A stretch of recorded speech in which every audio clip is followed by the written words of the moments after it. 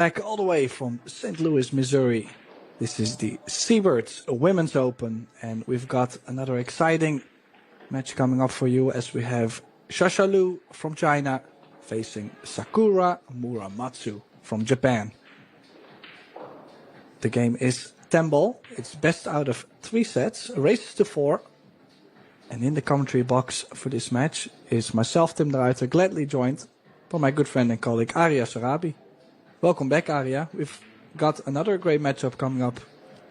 Thanks, Tim. It was just too much fun with you in the commentary box. I refuse to leave you. So let's see how we can see this match unfold. Shasha Liu, 3 times world 9-ball champion. And I tried to do some research on Miss Muramatsu, but she's not established herself in the international scene as this young lady here in our screen. Her first world championship she won in 2009, so she's been around the block. Be interesting to see how this match will unfold. Yeah, I have to say, yesterday I actually got to witness Muramatsu's first loss in the event, caused by Savannah Easton. But you would say, maybe some people would ask themselves, how could that happen, or in any way? But Savannah did play really well on her. I don't actually think she really had a chance to win that match either. So just hoping to see a bit more from her, you know, like I barely got to see her play. That's a bit brutal. So let's see. Shasha Liu is going to take this match on the way.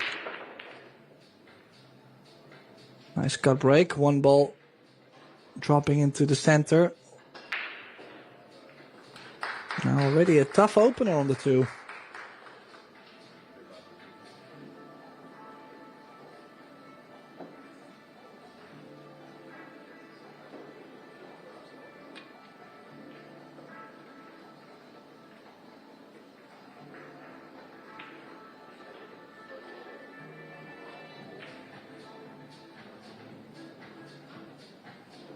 Well, she is called the 2-ball, Tim, so that would indicate she is going for the attack.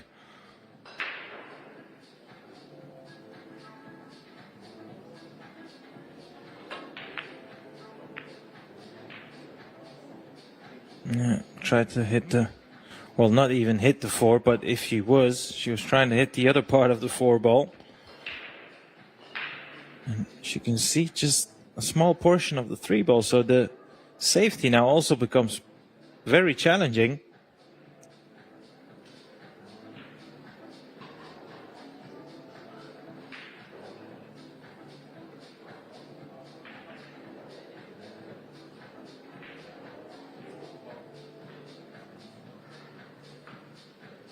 Yeah, I was trying to nestle the cue ball 1 rail, but I have to say that was such a small, delicate shot to play. I think she was most likely, if she had caught it a bit fuller, she was most likely going to hit the 4-ball a bit fuller.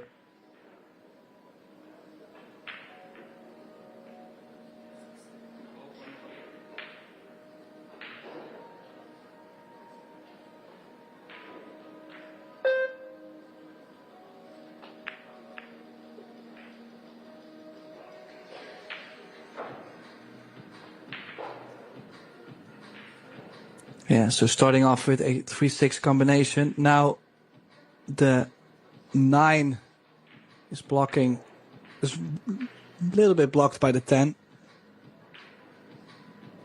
Overall, I don't think too much issues on the table.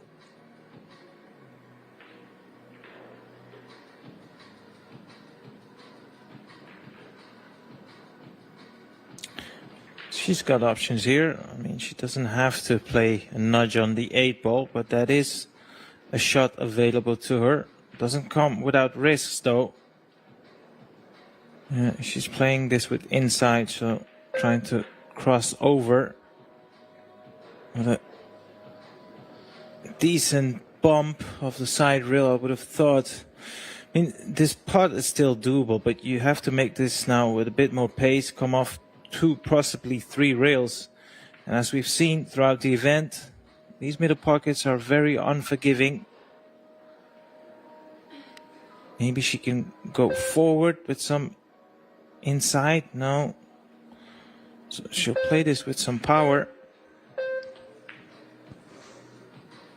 No, she's even opted to play safe.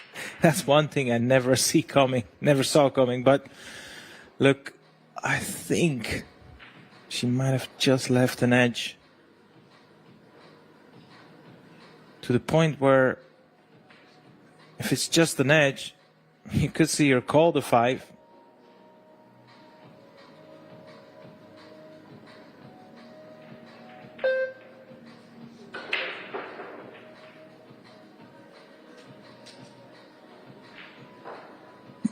Yeah, the only thing is, I mean, I'd rather not go for a cut. I'd rather just spread the balls, play the opposite sides. I just don't think going for a cut has any value.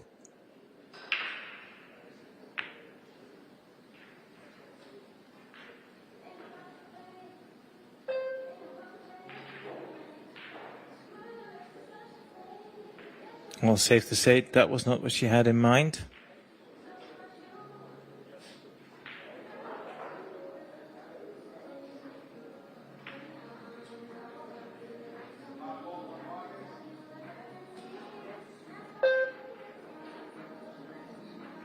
Yeah, I could go aggressive on the bank, would give the shape.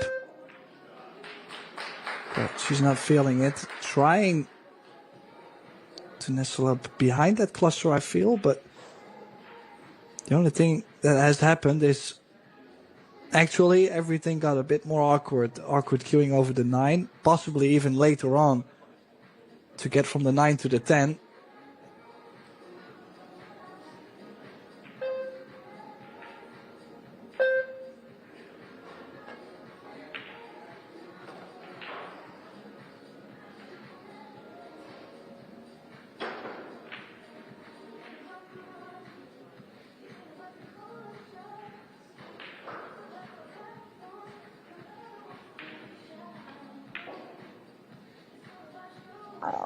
Now, if she lands straight enough on the 9, everything should be fine to get that shape onto the 10. I was more thinking, imagine you land with more distance or more cut into the 9, then you're forced into running into the 10. Last thing, obviously, if you can avoid it, you're trying to not run into balls.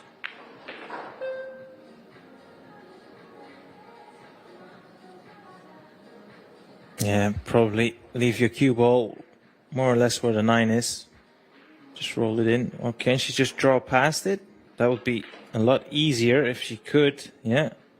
She was straight enough to do that. That's obviously the better option. So she's going to take the first rack.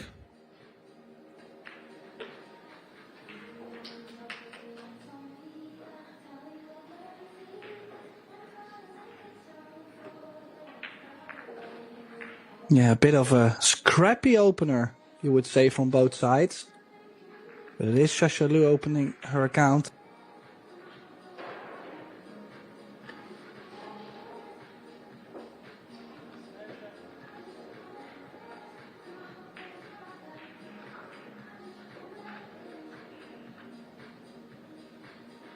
Now, Shasha Liu has a very interesting stat.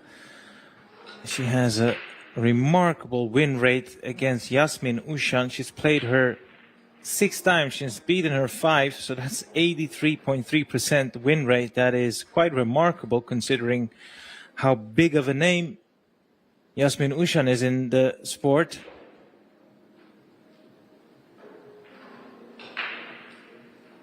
Yeah, I have to say, these are stats I've never, ever actually heard about, but yeah, crazy numbers.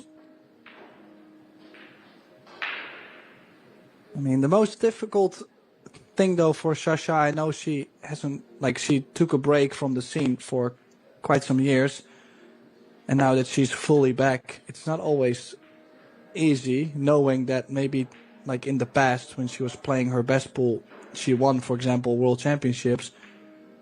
to then now perform the same way. But I mean, she came back and right away was already right up there, right on top of the game.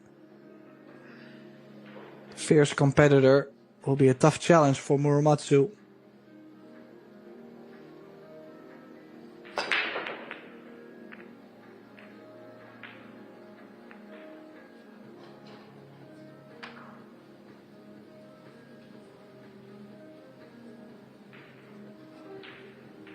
Down. But I keep one ball was very close. Both was pocket.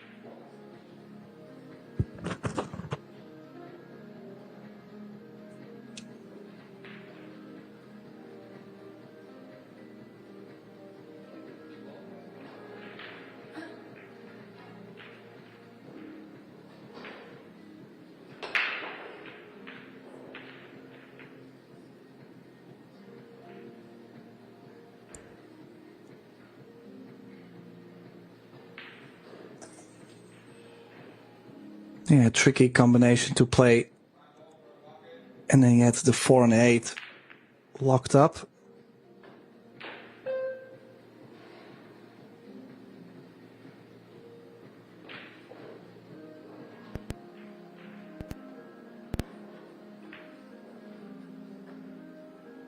Yeah, as you can see, that 4 ball is still causing some trouble.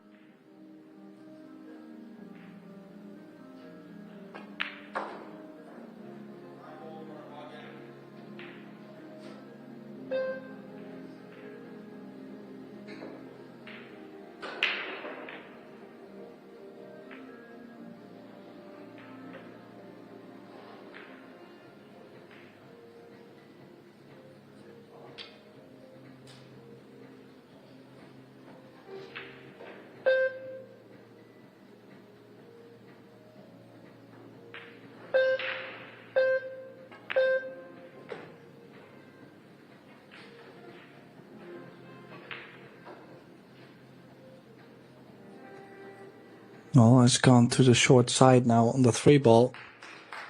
Is she going to find a way to even get behind or like into the 4-8? The only thing I can imagine is a safety behind the 10.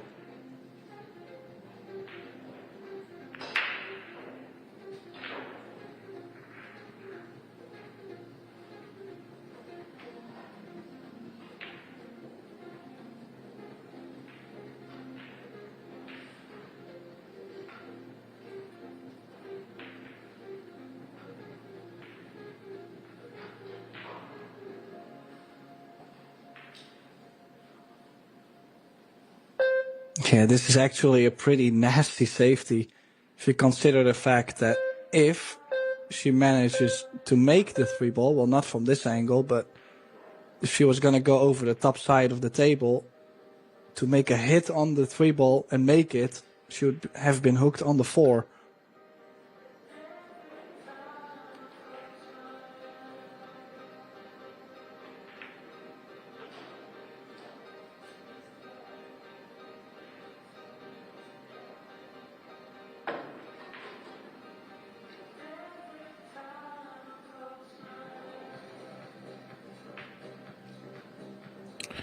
I do wonder, Tim, what she's got in mind on this shot here.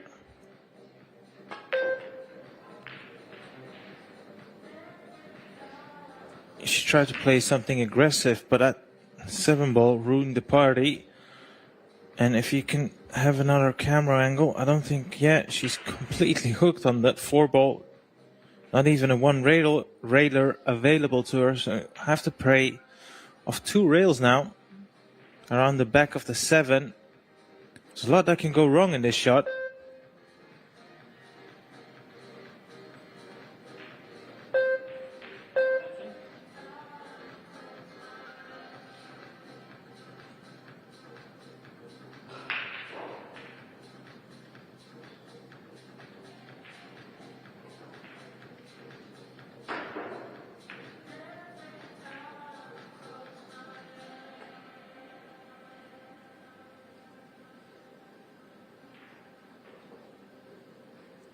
I don't know about you, Tim. I really felt like that cue ball slid off the top rail. Have a look at this in a replay. felt like it came off strange for me. Yeah, it does. Well, maybe not strange, but it did open up a bit, though. She did play that real soft, so maybe the pace she played to really... Well, obviously, the harder you hit it, the shorter everything is gonna come out of the rail, so... Oh. Well, she did at least try to play another save, but now with the 6 ball not being there, the 1 rail escape will be a lot easier for Shasha. Actually, I like 2 rails.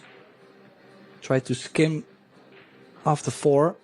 If you catch it a bit too full, you might even press it to the other side of the 8. Yeah, so you can use that second diamond as a reference point if you're going for that second rail.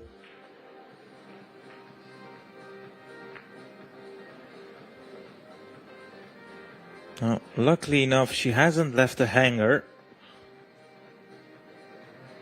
But you would expect to be in a bit of trouble after this shot. She's got a good chance here, Sakura, to put her in some trouble, even though she's sending a cue ball downwards. But I felt like keeping her cue ball at the top end of the table, possibly send it towards the 9, would be the safer bet. Thin clip this 4, send it towards the bottom rail. She's going a different route. And I think she's played it well, you know.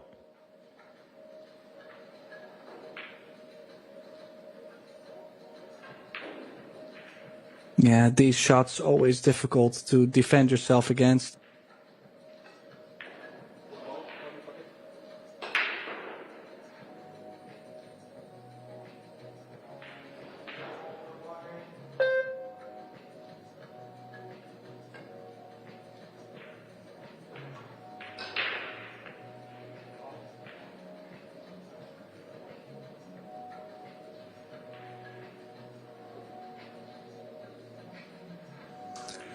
Yeah, the only difference, though, I mean, I from what I've seen, of course, yesterday and then now, the only difference is the fact that Muramatsu is just not running out as often as I would like to see her do.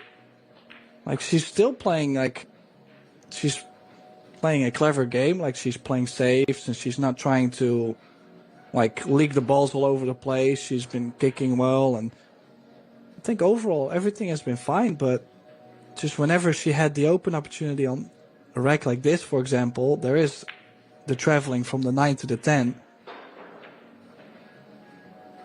She just doesn't always run out as much, so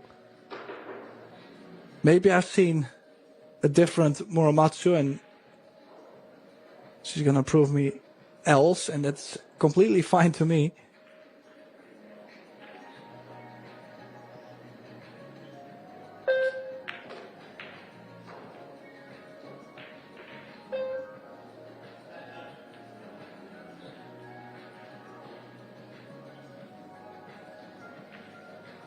It kind of feels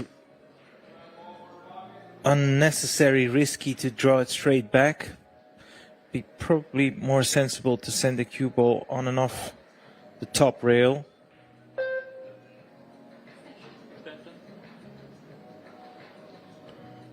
You can clearly see she's not completely made up her mind just yet.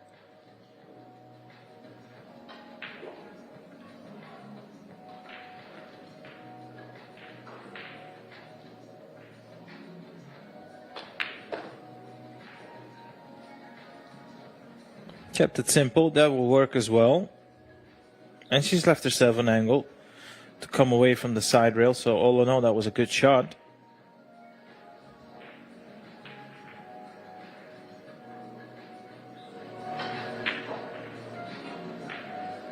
Yeah, still, it's either leave yourself a lot of angle and work the cue ball around from the 9 to the 10, or leave yourself quite straight and draw straight over. I don't think I like low left on this. Does get pretty close to the center. You kind of have to, but just gotta watch a scratch into the right center pocket.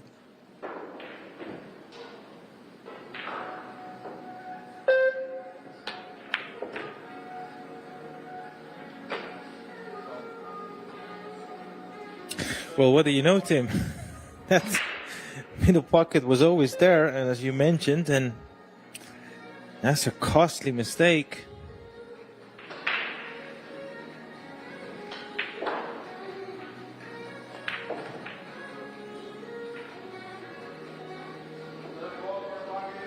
The most annoying part of these rotational games is when you put the penultimate ball and give your opponent the ball in hand, knowing that you're guaranteed to lose it.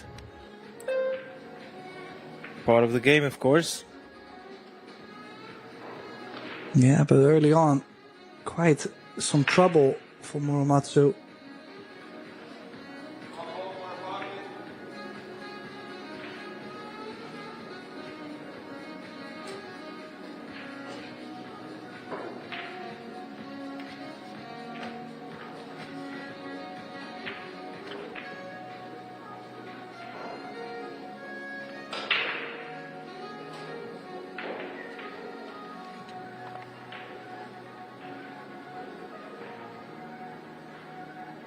Yeah, 2-0 in a race to 4. Of course, she still has plenty of time. It's multiple sets, and the beginning is always nerve-wracking too. You know, you're always kind of testing the waters, and Shasha looking a bit more comfortable around the table.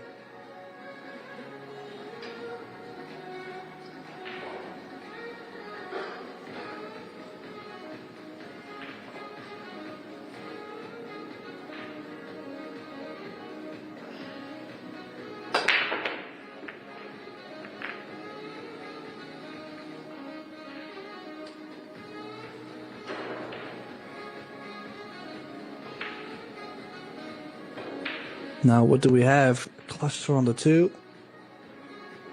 One ball. I mean, she's checking to see if it goes into the center. I would say it does not go into the center. I'll make it easy for you, Tim. What we have is a messy layout.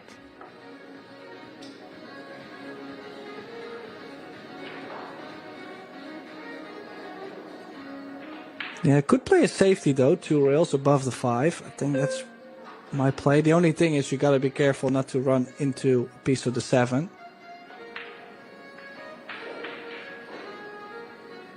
She must feel she can see the 1 full enough to try and keep the cue ball here at this end. Well, nicely played. She made that 1 look easy, but actually, considering the angle she had on the 1, it had to be played to perfection, and I would say she's done that. Yeah, I didn't think she had that much actually of the 1 ball, but indeed, this is quite a trap. I'm not even sure if she can go by the side pocket.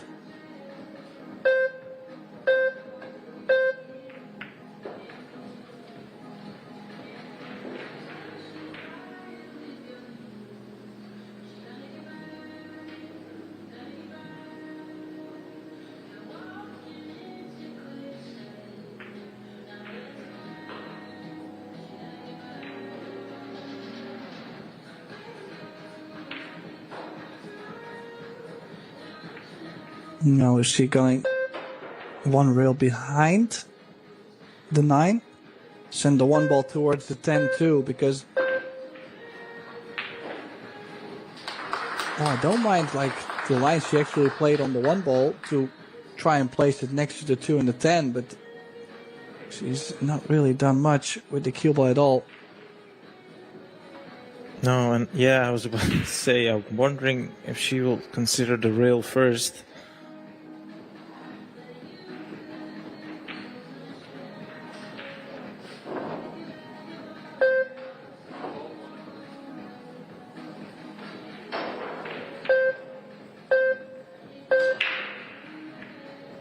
Yeah, I like the pace he's played that at, but that's the problem. You have to be absolutely sure how much of the 10 you're going to hit there, which is very hard from that distance. Playing this one left-handed as well. It's a thin cut, Tim. It was a thin cut. And yeah, I was about to say a little bit fortunate where that cue ball has ended up, but that 2 ball is, of course, pretty deep in the pocket, so she can afford to putt this pretty thin.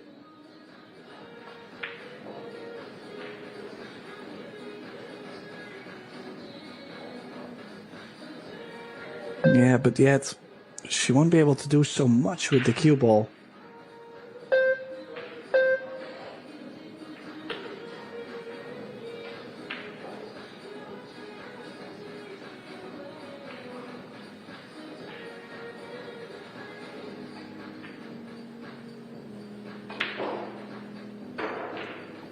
Send the cue ball around the angles. We've seen these type of shots being missed numerous times already in this event. Not by her though. Cleanly in. Nice angle on the 4 as well. Yeah, but then again, remember what I said last rack, the fact that she just doesn't close out as many racks as the top women players do. And I'm slightly worried because that 9 ball is in a very similar position as we've seen last rack, but then on the other side, there will be some traveling from the 9 to the 10. And also, I mean, still from 5 to the 6, maybe even to get decent on the 7. Like, there is quite some back and forth on the cue ball, so I mean, I would like to see her get out here and build more confidence on it. Yeah, you're right, Tim. I mean, when you look at the Fargo ratings of these two ladies, she's, well, 78 points below her opponent, Shasha Liu. And Shasha, her WPA ranking is currently sitting at 16th. And, you know, that nearly 80 points gap does explain what you were alluding to, is that she's, you know, finding it difficult to close out. But she'll have to come up with the goods, Tim. She's already 2 racks behind. Let's not forget it's a race to 4 and a best of 3 set. So this is one of those racks that she cannot really afford to lose just to, you know, keep this set alive. Well, this is already a bit more of a cut, so the speed will be more difficult to hold the cue ball. That's why she's chosen to play the 7 into the side. And then now, like, this is where things get tricky. She will have to play with some inside spin to get closer to, like, towards the 8. But then on these sides, I don't really like to play with that spin and be a bit more pace.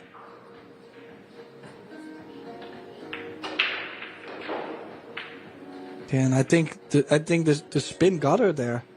I mean, she had to be a bit straighter on the 6 to then still play to the bottom side of the 7. And this is what I mean. Like, I feel like most of the time she's doing all the hard work for then her opponent to get to the table and kind of just, I mean, these couple balls, the only thing Shasha will have to work on precisely is to get from the 9 to the 10. Yeah, particularly a 9 and 10 ball, Tim. When you do all the hard work, it's quite draining. You see your opponent just make 1 or 2 shots and take the rack. It's a double-edged sword because on the one hand, you keep falling short. And on the other hand, the scoreline is just changing so rapidly, not in your favor. So, you know, missing compounds, but seeing your opponent do very little also doesn't encourage you. Now, yeah, she's going to play this with a power draw. This is a type of shot you don't really expect these players to miss, but they can be missed. Not by her, of course. Have a look at this. Clean as a whistle. Now, if you're doing a exhibition and you want to show someone who's new to the game how to play that shot, that's exactly how you want it to be played. 3-0 in front on the hill in the first set.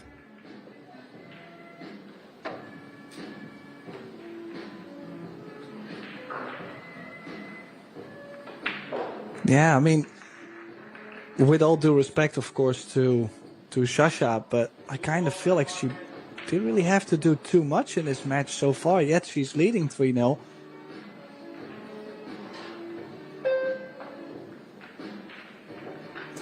Yeah, that's another thing, of course, when you're an established player.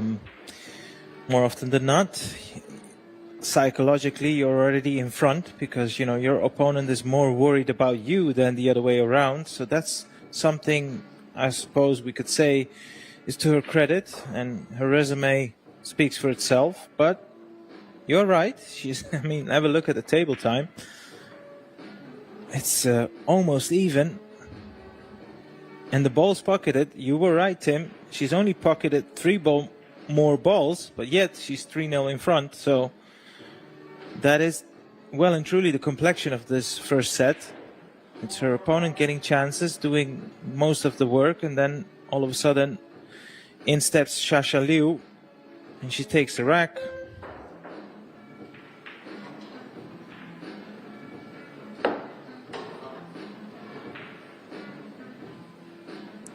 Well, the one thing I can say is I do like how Shasha is breaking the balls. The one ball is getting pretty close towards the left center most of the time. Nice space at it too.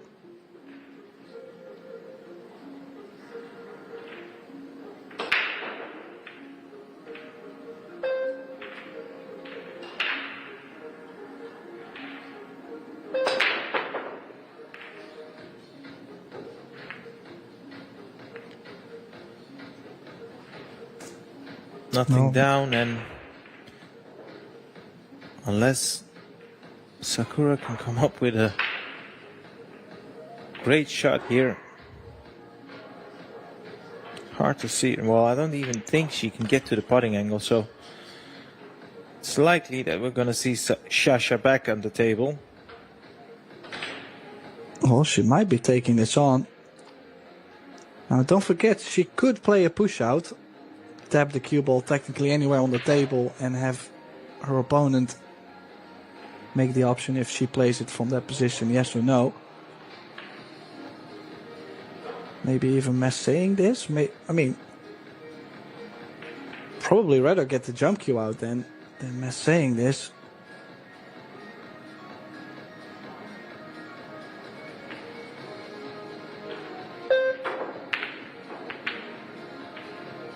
Oh, she might have went for that 7. Good attempt. Any luck? Well, you could say second prize. I must admit, I did not see that 4-ball combination safety, but she's landed very, very nicely there. Well, in her defense, I'm quite sure she was trying to make that ball as well, so, you know.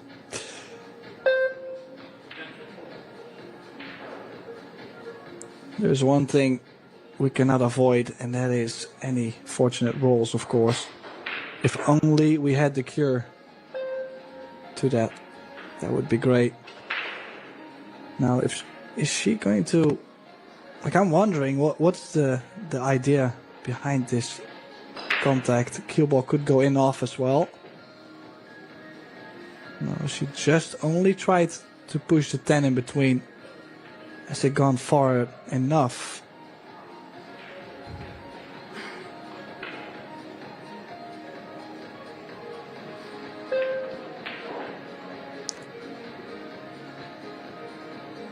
Now we can see. Yeah, I think the safety would be the order of the day here behind the 6.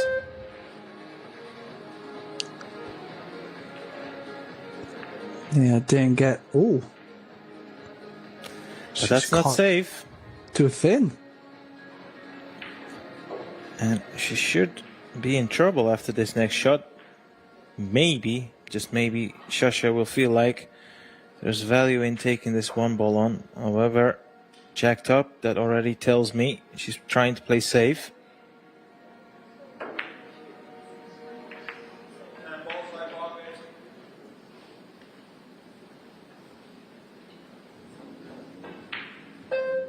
Well, now, this is not something everybody likes. I mean, you're like frozen to the rail, almost straight onto the one ball. And if you drop in the one, the cue ball is kind of following to where you could hook yourself possibly behind the 9.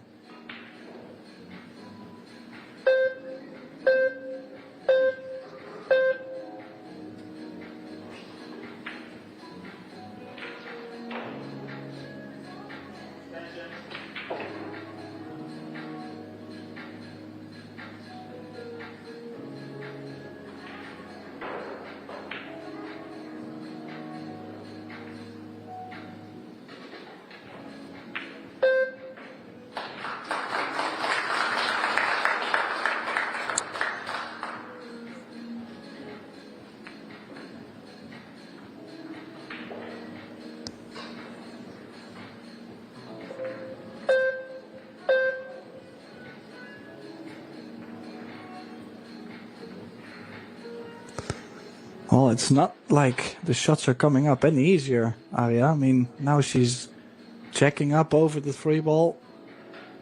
We'll have to put on a big stroke on this 1 ball. Probably low left draw away from the 9 into the rail, back out. No, you're right, Tim. It's not getting easy, but something we cannot glance over is the fact that something you also alluded to is that her opponent is failing to punish any opportunity that comes her way. So Shasha Liu in itself is already a danger for the field. But when she's playing a type of game where she feels like she doesn't even have to produce the best, it feels like she's got many gears left in the gearbox. Even though that cue ball is lost momentarily there.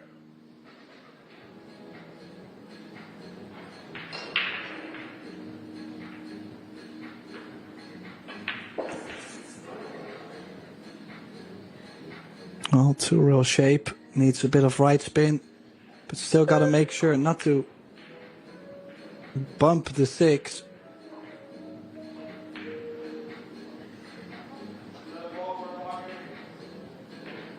I mean, still, it's a tricky layout still. The 5 doesn't go by the 9 in the top left, doesn't go in the top right by the 7. So even if you could make the 3 and land somewhat close on the 4, what would you go for? You could play for a 5-7 combination, but there was easily a diamond in between, distance-wise.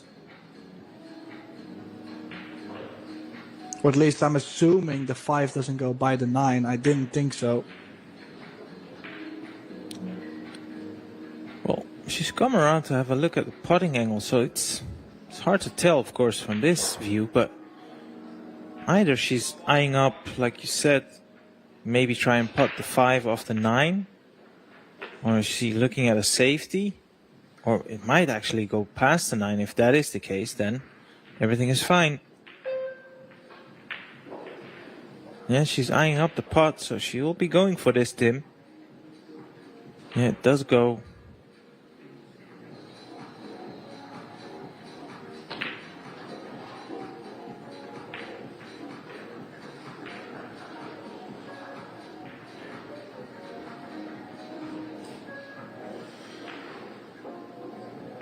You do feel, Tim, just for her own confidence, she could really do by finishing off this opportunity.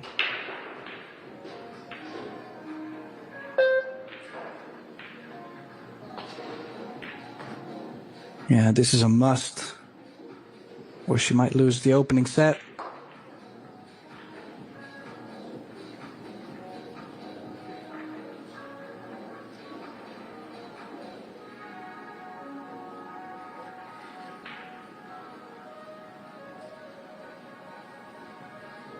It's a cliche, but it's a cliche for a reason. You never settle until you've put that first rack on the board. And it's not like she's not had any opportunities, that's for sure. So it would mean the world to her if she can just hold herself together here, clean the table, and just settle down, see what can happen.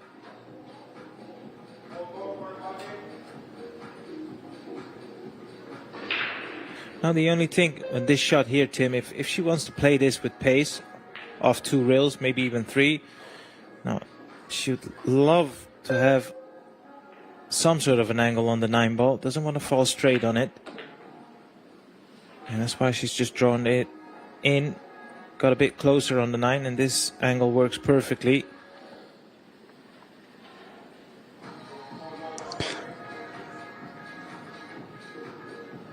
Would you go straight down, top left? Spin? Like just straight down? Yeah, I think she's a left-hander. In this case, I would try and send it towards the side rail. Yeah, just like that. Cue ball a bit on the rail though, and straight. Shouldn't be a problem. But yet, she knows any mistake is costly.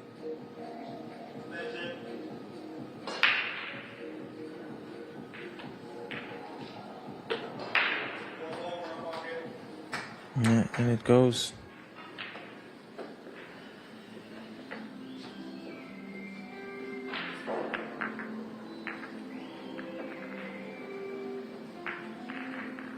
It's an uphill battle, of course, Tim, but, you know, let's not forget, it's a race to 4, so winning 4 racks in a row is not the most impossible task in the world.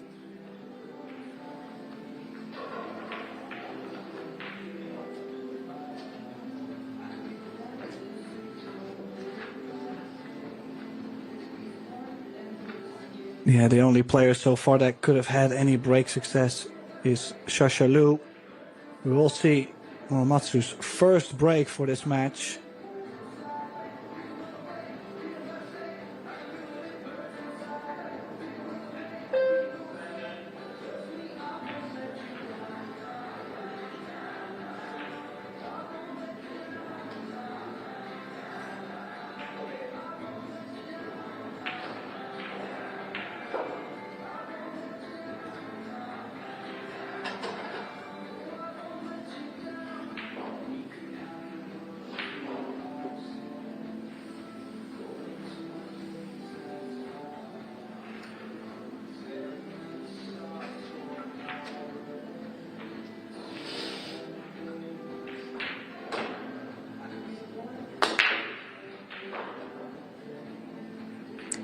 Well, probably the best break we've seen the whole match.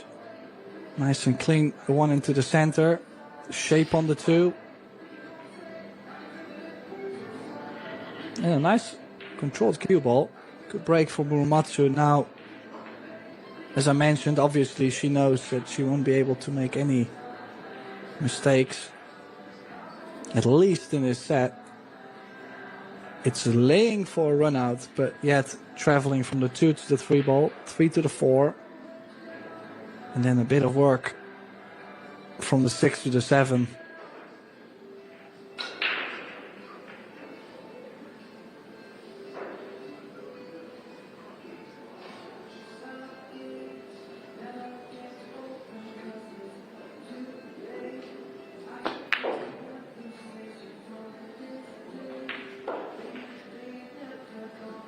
Nice line for the cue ball. Like you alluded to, she'll need that cue ball on a piece of string because it feels like the first 3 or 4 shots there will be a lot of traveling for the cue ball. Yeah, going inside makes the shot and the positional side of the shot a bit easier.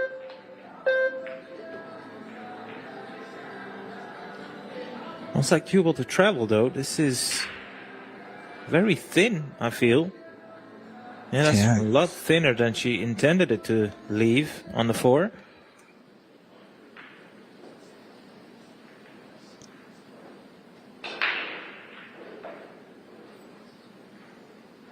So already this...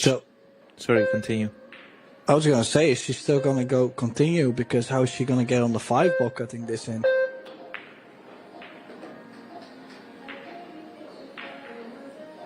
Okay, a hint of inside. Missed the 8 ball, the 8-7. Gorgeous shot. Recovery shot, has to be said, but she played it nice.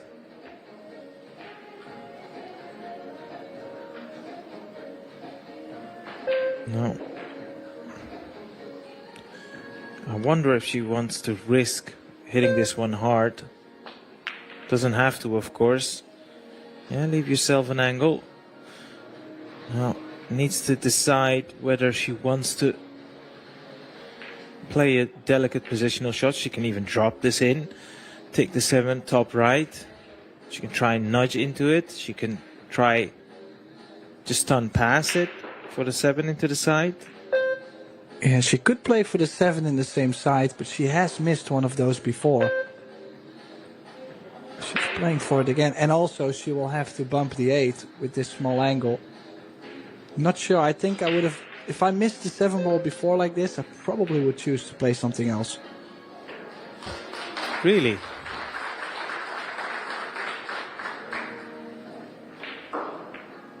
Well, the shape on the 8 not guaranteed either. So she's gonna have to put a bit more pace onto this. It's hard to tell what type of an angle she's got here on the 7. Yeah, so she had to play the nudge, and these can be missed, Tim. These are not easy per se. Well, the only thing I'm wondering is she going to let the stroke out? 2 rails, maybe around the 10, low left. Or is she going to just drop it in soft? And you see the shot clock now getting to her. Called her extension. And you could see also the reach.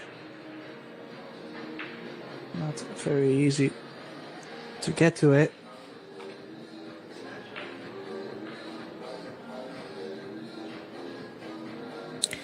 She might go twice across, you know, side rail, and then the cue ball back towards this side of the table.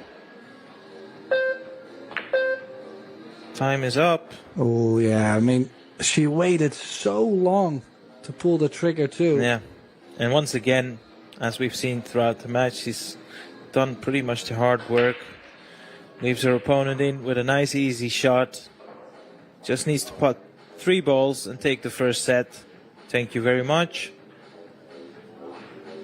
Yeah, it sounds rude, but it truly is how this match has been evolving. I mean, every time she's opened up the clusters, she's played good stuff to all the way get there. But then now, these 2 balls, is she going to stop the cue ball? She looks like she's going forward to play the 10 into the center.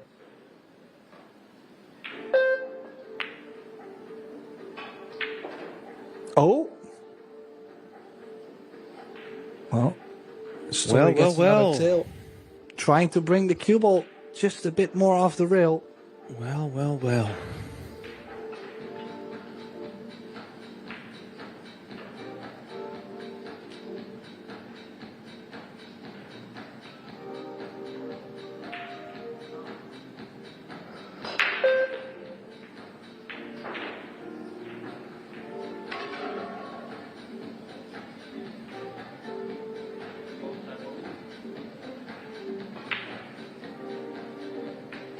Now, how costly can that missed opportunity be, Tim? Because she should have won the first set, yet now at least she'll have 6 or 8 minutes of aggravation.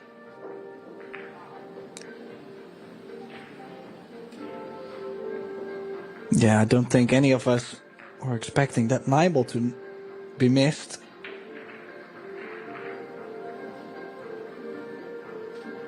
Yeah, as you see, just a little bit wide into the corner. I think it's just because she was trying to bring the cue ball off the rail a bit more. Unnecessary, but she has missed it. Yeah, she's majority of the stats, she's ahead. Sakura, more table time, more success on a break, even though she's broken far less than her opponent, so that makes sense. She's pocketed 11 balls more than her opponent, yet she's 3-2 down. This is why we've alluded to the fact that more often than not, she's done all the hard work yet fails to finish it off.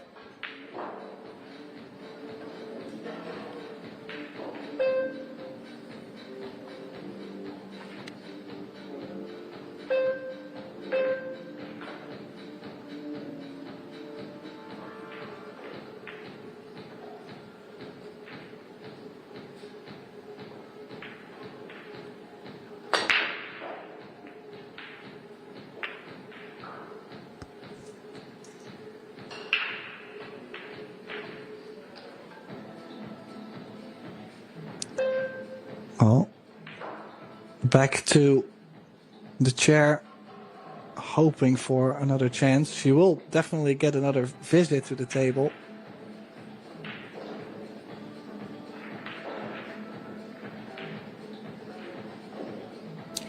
I did mention the equipment, Tim, but this is slightly off topic, but I like that little table they have next to the chair. Yeah, I don't think we are supposed to push those brands as well.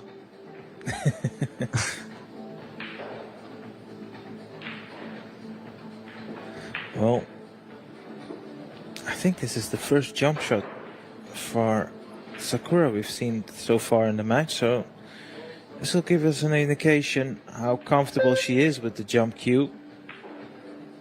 These are definitely one of the most difficult type of jumps over the distance, trying to hit it thin. Has she been fortunate? Decent hit. Leave is not too bad either, I feel like. Most likely gonna see another safety. I don't think she can cut this and have something solid on the two.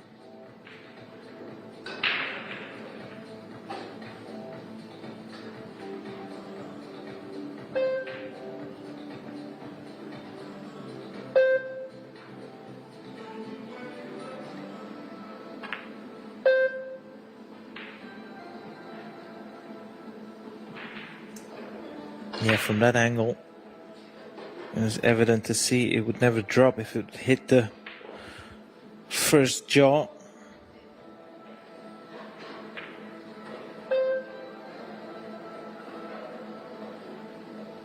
Well, from this camera angle, you would feel like she can hit this full ball, play a power draw, needs that cue ball to travel at least towards the third diamond or further. Ideally, she wants to actually overdraw past the middle line of the table. If you draw a line from the center pocket onto the other center pocket.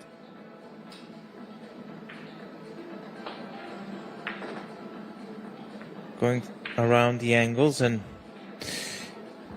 look, all things considered, she's not landed horrible here. Yeah, things could have been way worse behind the 8, behind the 310. But yet, looks like she's quite straight on the 2.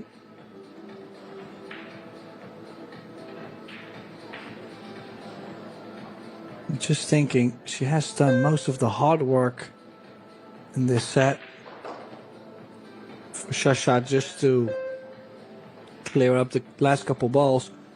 Is she gonna do the same thing? Because now she's putting in a good effort. 1, 2, 3. Most likely she's going to try and travel a lot from 4 to the 5. Maybe even interfere with where the 6 is laying. And I like offensive play, but maybe just play it safe behind the 10. I know you do a bit of coaching as well, Tim. I'm just wondering if you would have a student that is in this similar type of situation, that they keep doing all the hard work yet falling short. How would you address that situation with them as a coach? I mean, it depends. If we are actually like doing a practice session, I think it's way different than in a match. If you have a player, for example, that averagely runs 6, 7 balls, why would you let them start running out from the 1 ball? I would just say, listen, only go for a run out if you feel like it's a guaranteed run out, and otherwise just play safe. Keep it simple.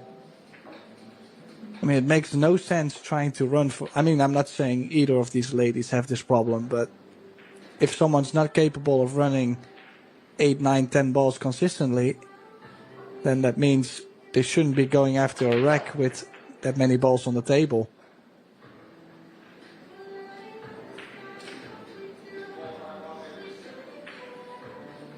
Meanwhile, key shot coming up. I think, considering where she pointed her cue, she will be trying to attack that 6 ball. Needs to play this with a lot of side. She's trying to develop the 6 ball, of course. Could use the 9, and she's been unlucky there. She tried, rolled the dice, but didn't really get rewarded, so she'll have to play safe now.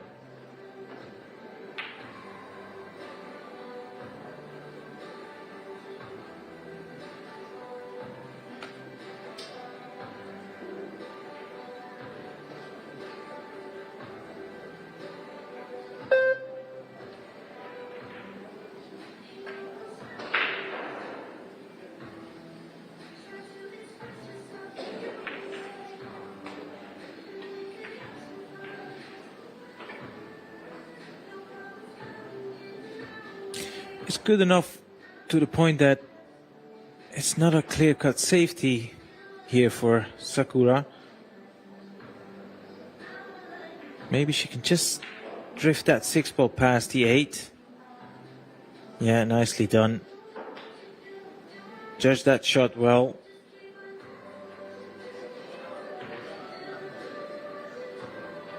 And it doesn't feel like Shasha has that one railer available, so she's actually trying to hit the 6 off 3 rails, I believe. 2 at least. She's got the 6 into the side pocket, the top side pocket from this camera angle.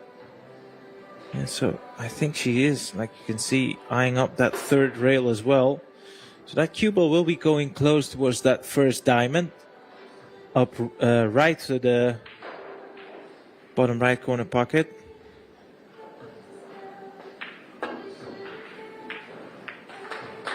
Yeah, have a look. That was pretty much the line she had in mind, and this will work. Yes, she has left a potential bank shot here, of course. All in all, that was a very good hit.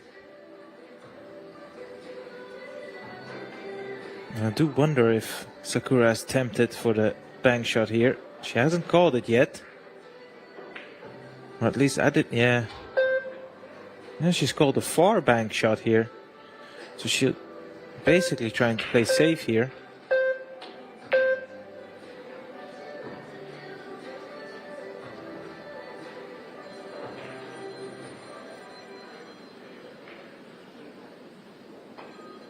Oh, very tense 6th rack. I mean, of course, one player feels like, oh, I already had the chance to close it out. There was Shasha Liu missing the 9 last rack. And the other player feels like, oh, maybe I can make this a 3 each set.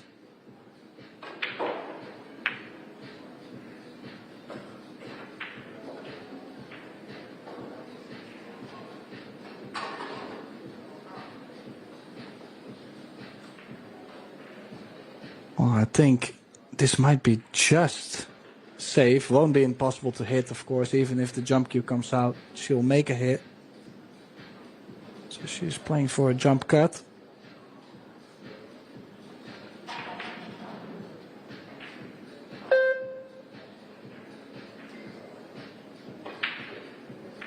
Shot clock ticking down. Needs to move.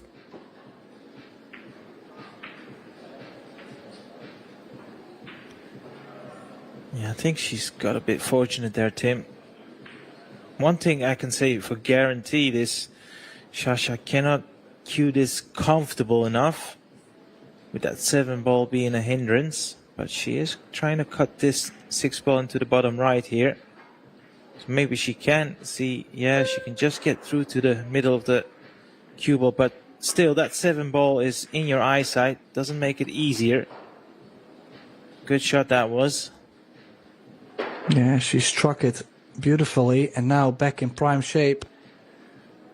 Indeed, a lot of players, this is real good advice for amateur players, they would try to put themselves quite straight onto the 8.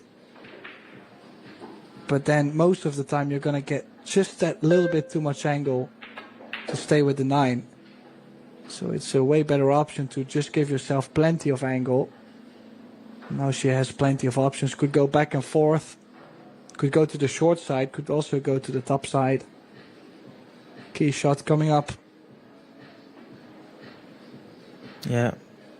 Main thing here is try and avoid sending your cue ball towards the middle pockets here. That's the biggest risk if you're playing from side to side. How's that cue ball? How is that cue ball? Oh, down the drain. What a gift. What a gift, Tim. She was 3-0 in front, and, you know, basically what is happening to her was exactly the opposite. Her opponent doing all the work and then making a mistake roughly around this segment of the rack, right, with only 1 or 2 balls left. Yet now she's done exactly the same the other way around. And let's be honest, there is absolutely no reason for Sakura not to tie this match up with ball in hand. So 3-all, lurking, and we'll have one rack to decide who will take the first set. And let's not forget, we'll have another set at least, if not even 2.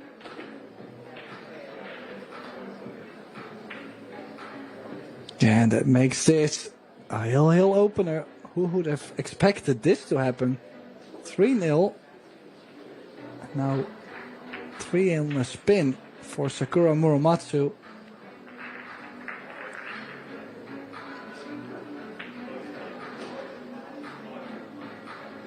She does have a 50% break success. Is this gonna be that one side of the coin where she's gonna make a ball on the break, and possibly the last time she did get a great shape afterwards.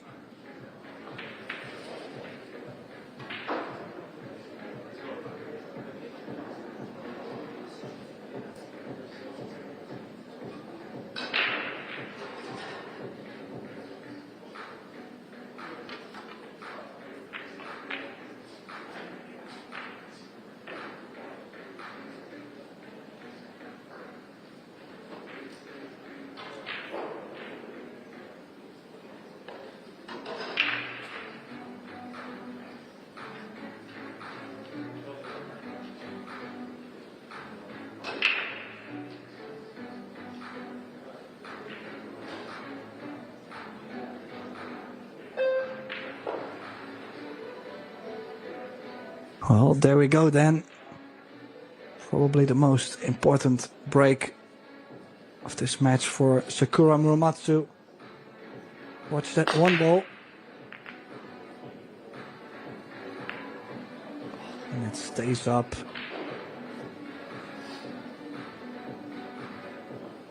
Now, Yet again, a messy layout. It's not a road map by any means.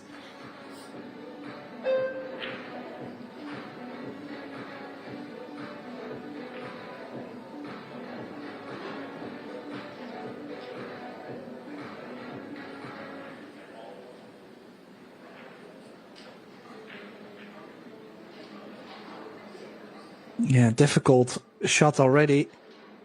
Cut into the side. Is she going to the short side of the 2-ball? Bit pacey. Well, I think it's just enough though. I mean, drop this in with top spin.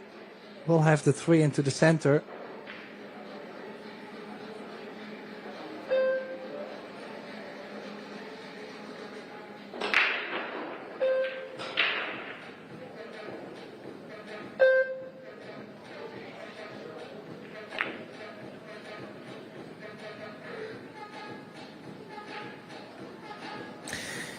DJ is certainly feeling the groove. He's throwing out bangers now, all of a sudden. Well, it definitely fits the tone of this match. That 2-ball just hanging up. I mean,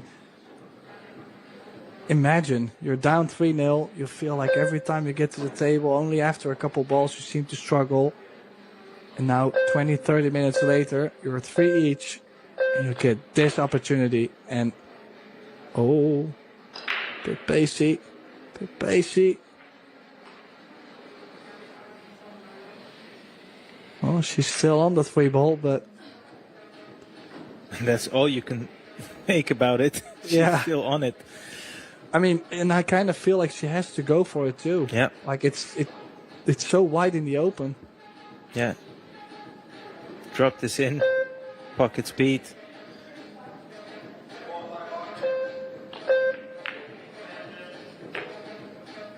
In it goes, but I said pocket speed, but... Well, she cued it positively, let me put it that way, but she's not landed nice on the 4 either on the side, so... Well, this 4-ball must go into the center. I mean, there's no way you're going to play safe at this point. No, she is looking at the putting angle.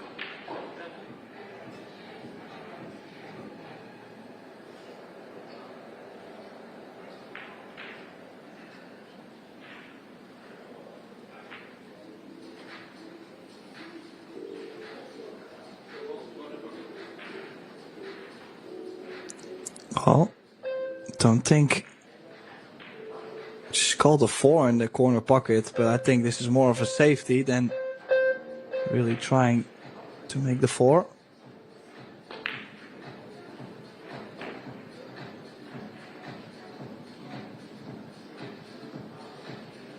Yeah, that's not worked out.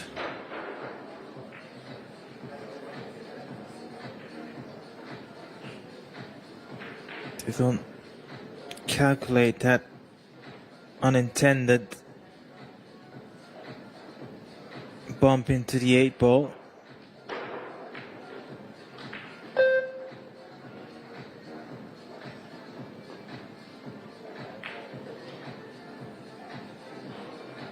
Yeah, a bit pacey. Unless she played for the right side of the 5, I think it's a bit more risky, but definitely workable.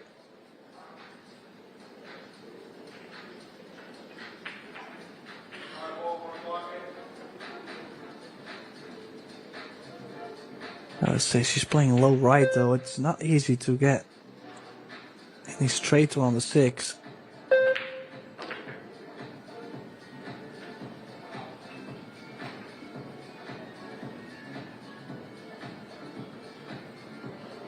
Yeah, you would say one good shot here to get to the right side of the 7. This is potential set winner, this shot. Because with the 8, 9 and the 10 being near the 7, you would say nothing can go wrong. But she does acknowledge it. She has taken her time, her extension, extra time on the clock.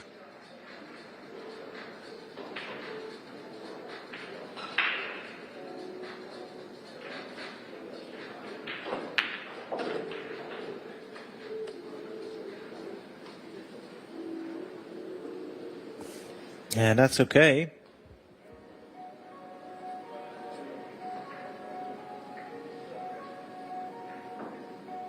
Yeah, should have the full corner, right? I don't think the 10 is anything in between.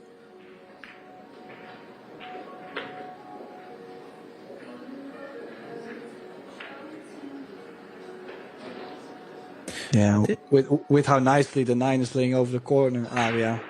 This is over. This is first set for Shasha. And I mean, we've seen this happen on numerous occasions when you have a top pro and, you know, their opponent is not really putting it up to them and they somehow get involved in, one might say, a sloppier set. All of a sudden, they start missing shots that, you know, they usually don't. But in the end, 3-0 in front. So it's go 3-all, still won the set. So I'm sure she'll be very relieved, and not sure, but feels like one of these two ladies is taking a timeout. Just have to wait as we see that replay on that 10 ball. Yeah, just a quick timeout by both ladies. So we're taking a 5-minute break, give or take. We'll be back shortly.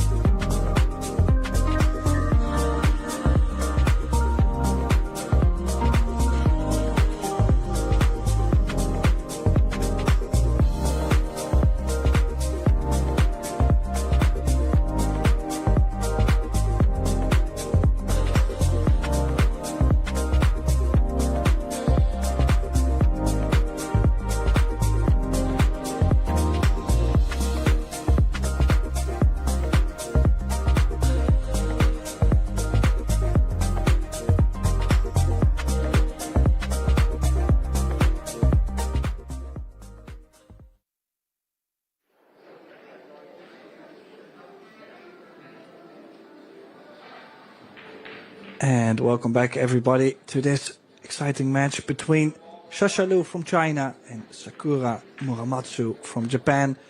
The first set ended up 4-3 hill for the Chinese lady. And we're now just starting the second set. We're still playing races to 4, best out of 3 sets. 10-ball call shot, of course. No early 10 balls allowed. 10 ball will have to be the last ball pocketed. And it's Tim de Ruiter here, joined by Arya Sorabi. Welcome back, Arya. Thanks, Tim.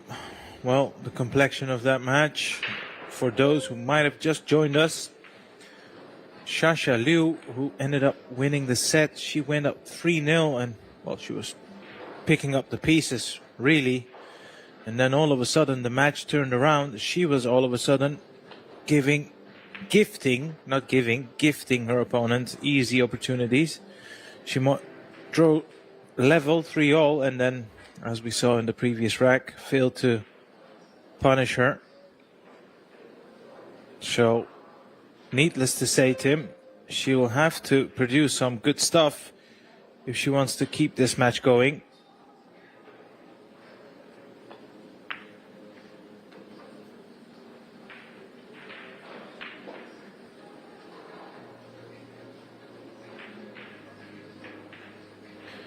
And if you're wondering what is coming your way throughout the rest of the day, you can head over to the Pro Billiards website and you can have a look at the schedule, which I'm sure we will have on our screen at some point. It's a action-packed day today. We've got a bit of everything going on.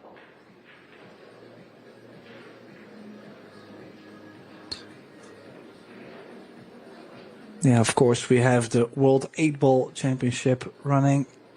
Then this Women's Open.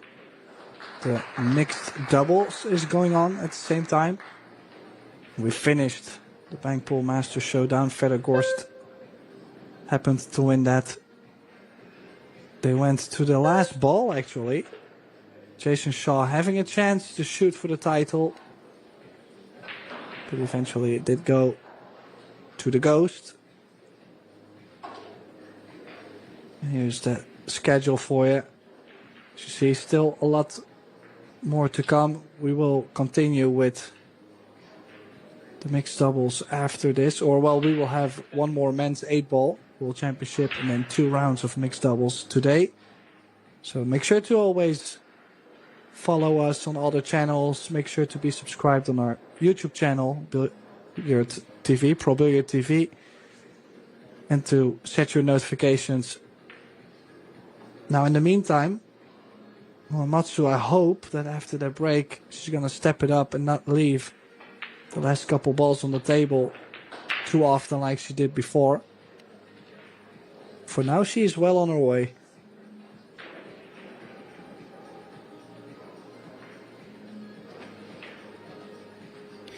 Yeah, she'll need to, I don't know if she's got enough angle to do that, but she'll need to draw past the 9 just to guarantee herself she'll have a shot on the 8. Maybe she'll have to use a rail or 2.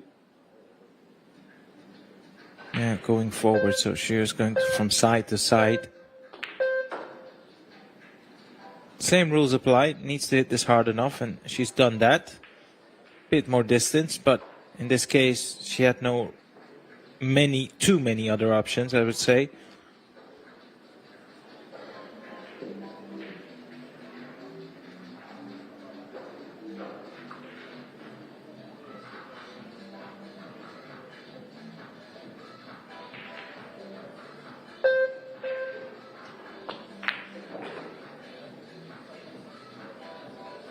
Yeah, that's in the middle of nowhere, in all honesty. I mean, she's got a couple of pots available. It's not like it's a total disaster, but nothing is straightforward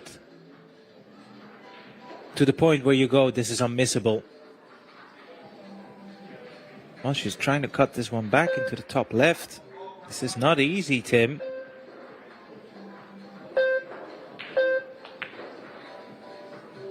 But she made it look easy. That was a great shot. perfectly on the 10 ball. This is one of those where I would consider unmissable. So that was a very good recovery shot. And she takes the lead for the first time in the match.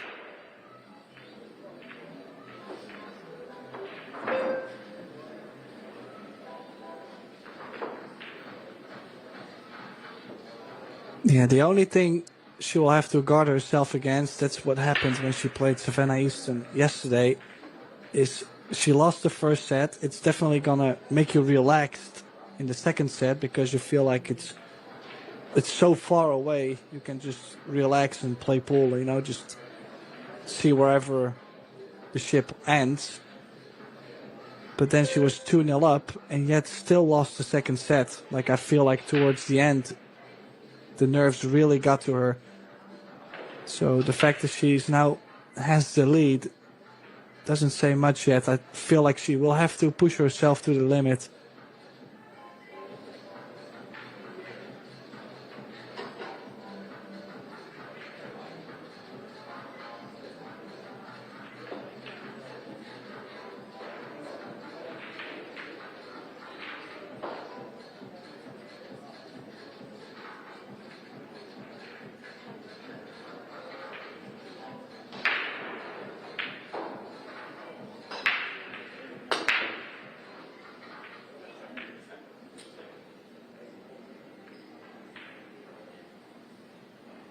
No, ball's getting close, but no luck this time. Now, what do we see? A possible safety behind the 6? Or is that maybe too thin? No, I don't like it that much. Bit of a strange position to be in. Maybe she's trying to put it off the 6. Top rail 6 ball. It's a very risky shot, though. Don't think she has to play that in at this stage. Maybe she's trying to send the cue ball behind the 6. Yeah, nicely played. Although I say nicely played, I'm sure she's left a portion of the 1. Now she can push that 1 to the left side. Send her cue ball from the right side towards the left. There's a lot of balls available to block the 1. Might have to use her extension now.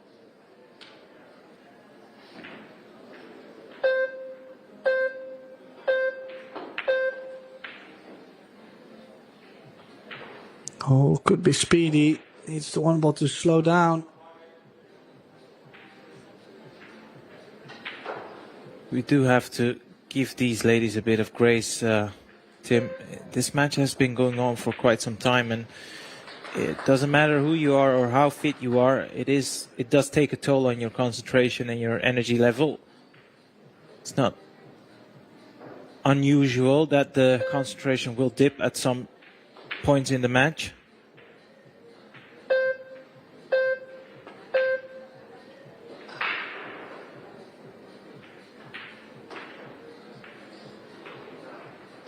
That looks like a better safety return. Now, can that 1 ball be addressed directly, or, well, she's got her jump cue already in hand, so airborne it is. Yeah, she's called the 1.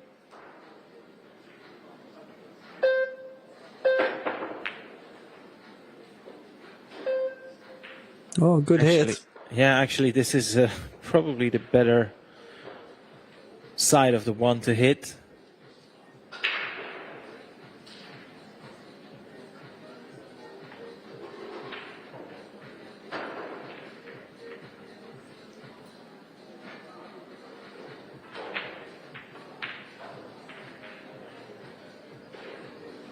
Yeah, Jürgen Sandman in the crowd watching.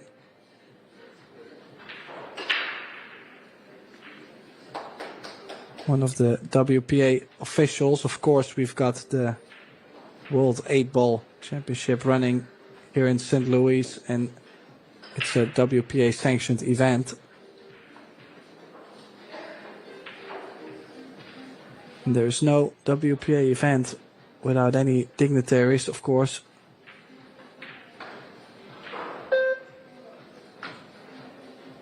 Now, I kind of feel like the 3-ball might be a bit in the way.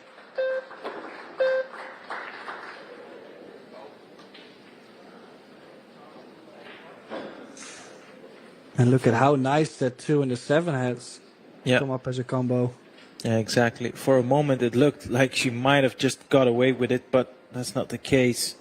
She can easily make that 2-7 combination like you alluded to, and it's all about controlling your cue ball as well as the object ball, of course, but that seems pretty feasible from this position.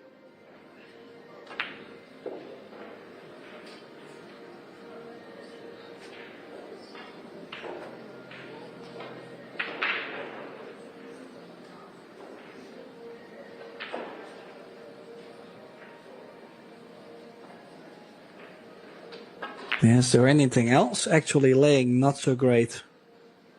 I mean, she can play low left now to go into the long rail and out to play the 3 in the center. Maybe 4 to the 5, but I think most of it is just working the cue ball around and not so much the fact that they could hook themselves on this kind of layout. Yeah, and rotational play in general, rule of thumb is you never want to land straight unless it's the final ball.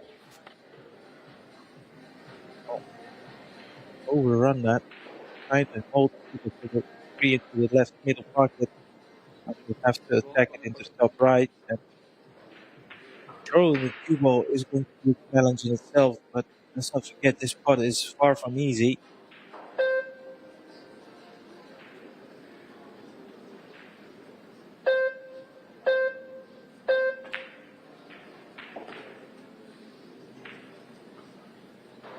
Yeah, nice and clean. But then again, queuing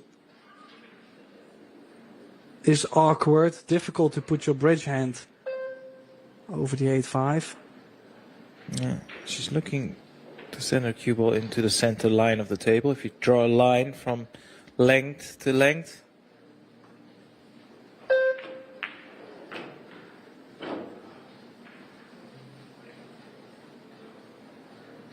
That'll work.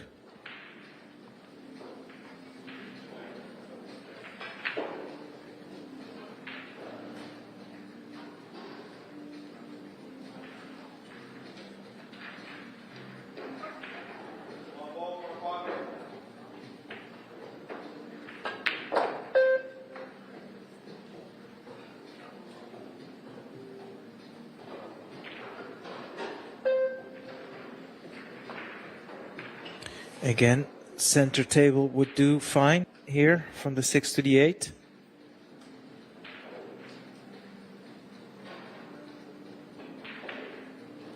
Maybe she's a bit too straight for that. In that case, she'll send her cue ball towards the left side of the table. Just like that, nicely played.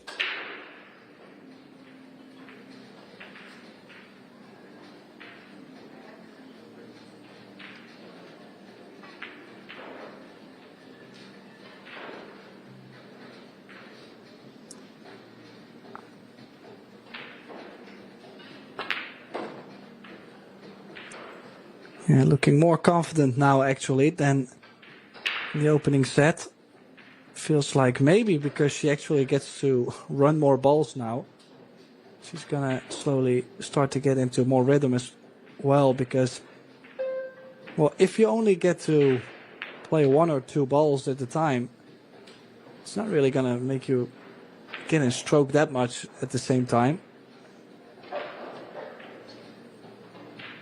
Yeah, that's an interesting point you make, Tim. I learned this, I believe, in practice. I think we've all done it at some point throughout our career when you're playing a practice game and, you know, you miss and you can just tell that, you know, it's 1 or 2 shots and you basically forfeit the rack. And I had a sparring partner. He eventually, after 2 or 3 racks, told me, he said, "Listen, can you stop forfeiting, because you don't give me the chance to actually pot a few balls. It's just I'm trying to play the game as well." And that made me realize that what you're saying is, even though you feel like, oh, it's only 1 or 2 shots, they also require some rhythm, some momentum, and like you said, if you can make a couple of balls and keep your cue ball under control, that also fuels your confidence and your rhythm.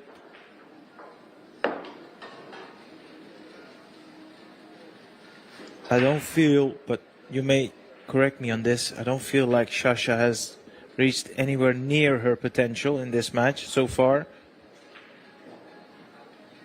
No, and like I said, I mean, Muramatsu made a lot more balls in the opening set, well, till like 3-0, 3-1, 3-2. It was Muramatsu getting more feel, actually, cueing-wise.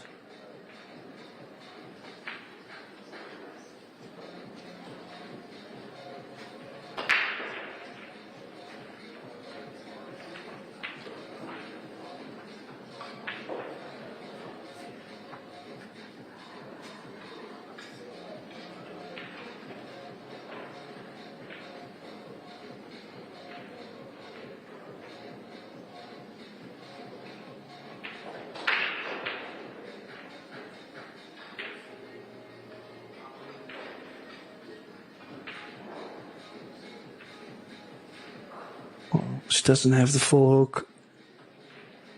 What would you like to play? Maybe 2 rails behind the 4?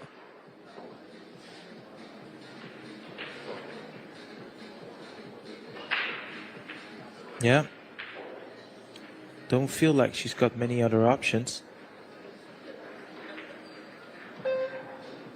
It's a risky shot, that's for sure. You need to judge the pace.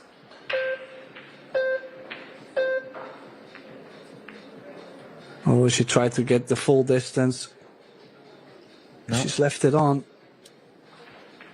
Yeah.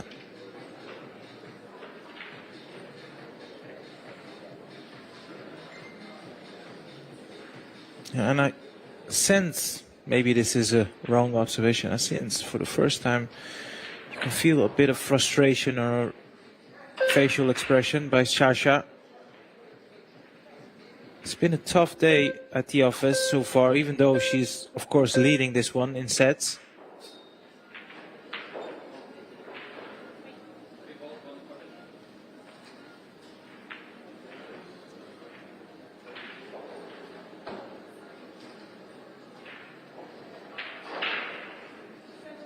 Yeah, I mean, 1 is, of course, to win the match, but number 2 thing on probably every player's list, or maybe even number 1 for some of them, is to just have a feeling that you're playing well.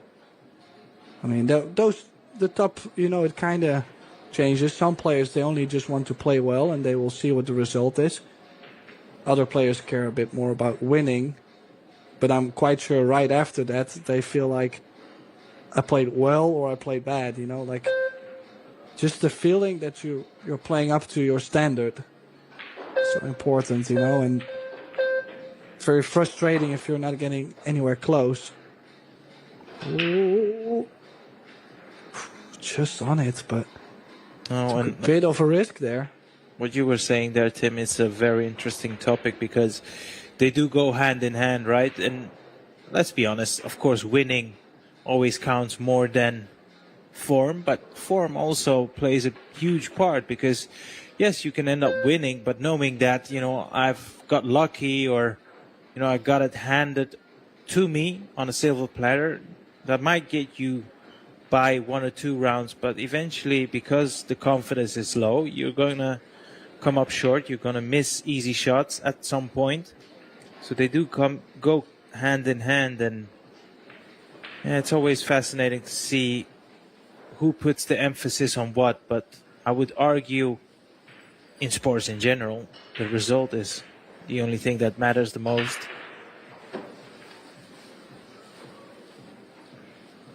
Well, I used to be very focused on the winning part, of course, like you're playing to win, and obviously at times you're just not gonna play your best game, right? I mean, that's just gonna happen.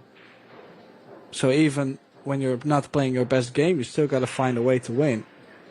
So I don't mind that perspective. But now recently I just like to enjoy and, just try to play well regardless of the outcome. So indeed, there's always two sides of it. Now, this 4 ball is available, or at least contact on the 4 is available.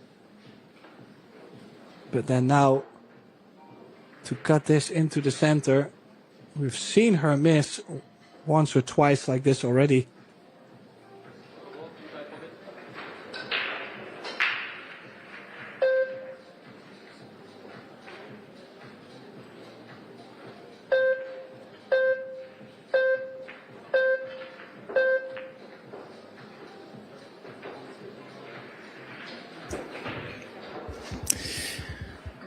What do you make of that shot selection then, Tim?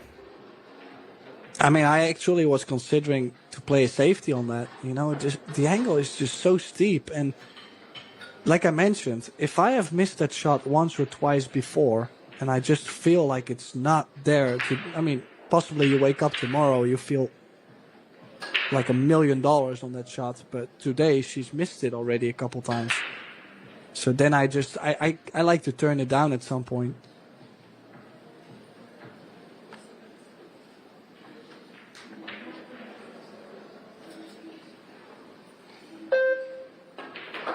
Yeah, also, if you look at this layout, the only thing she'll have to do is make sure to stay on the correct side, the proper side of the 7 ball, because the 8 does not go by the 9, I believe. Unless she likes to go back and forth from the 7 to the 8, but if you can avoid cue ball movement, you should.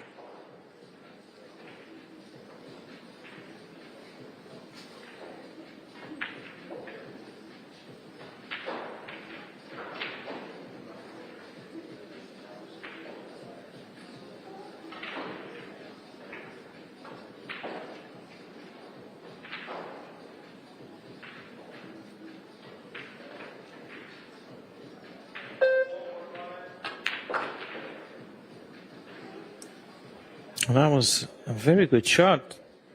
I was wondering what she was up to, because it felt like she didn't have the angle to draw it in between the 8 and the 9, but she played that to perfection.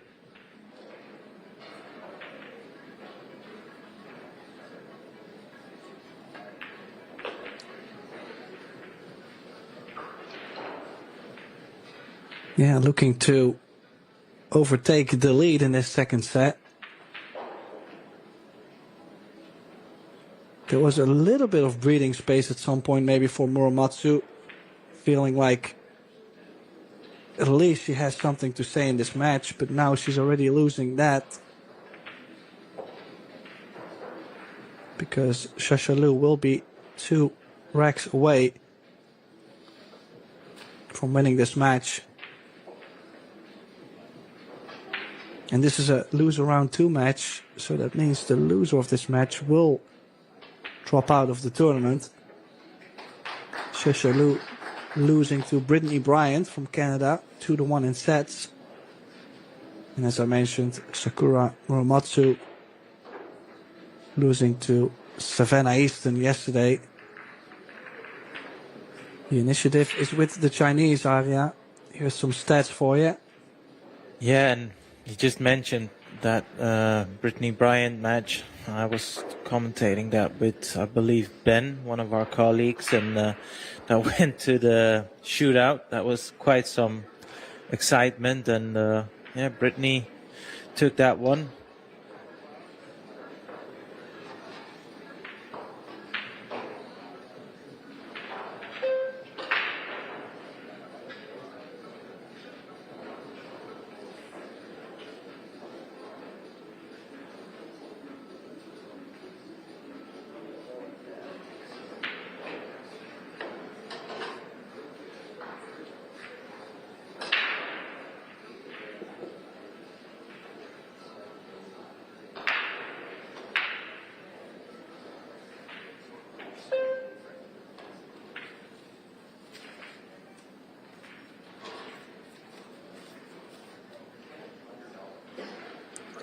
Yeah, now actually opting to break from the center, Shasha Liu. Interesting, was breaking from the side. Different perspective. Maybe feels like she doesn't get going because of the break. That was a much better break. And she's got shape on the one ball, and that two ball is not blocked. Good chance.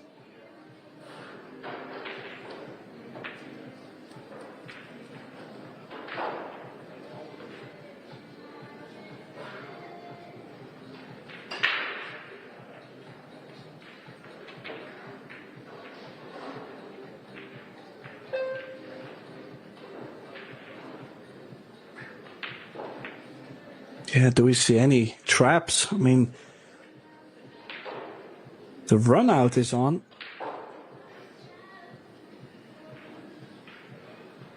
If you think about it, you have to land quite straight onto the 6 to stay on the same long rail as the 7.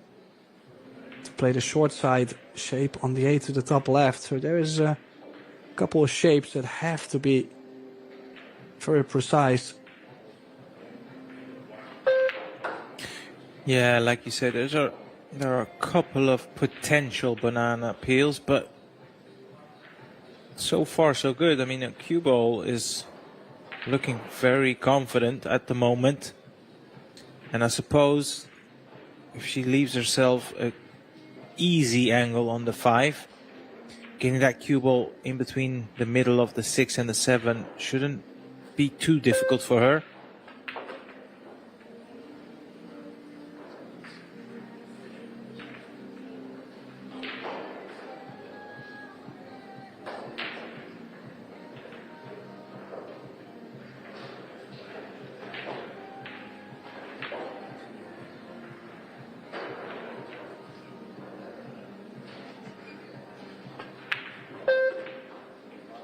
Oh, she did get straight enough.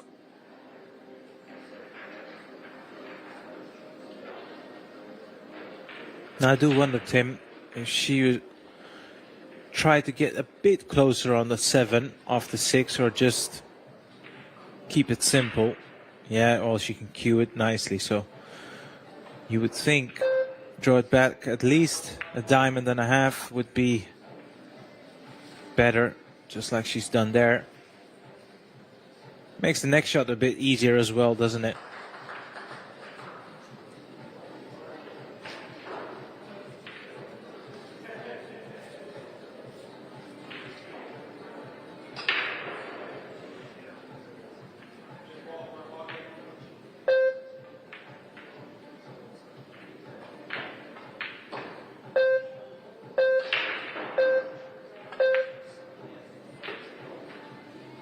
Ooh.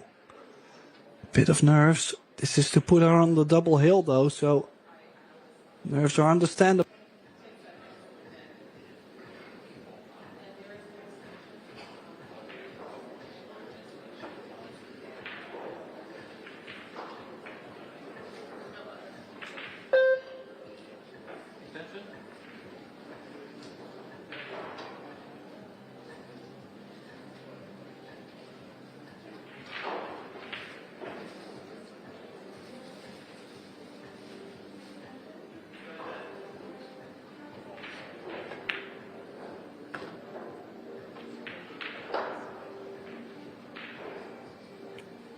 Right, let's have a look at this angle here. I think she's eyeing up the 9 into the bottom right.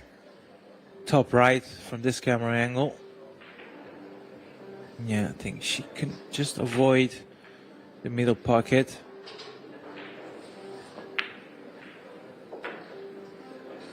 Yeah, nicely done.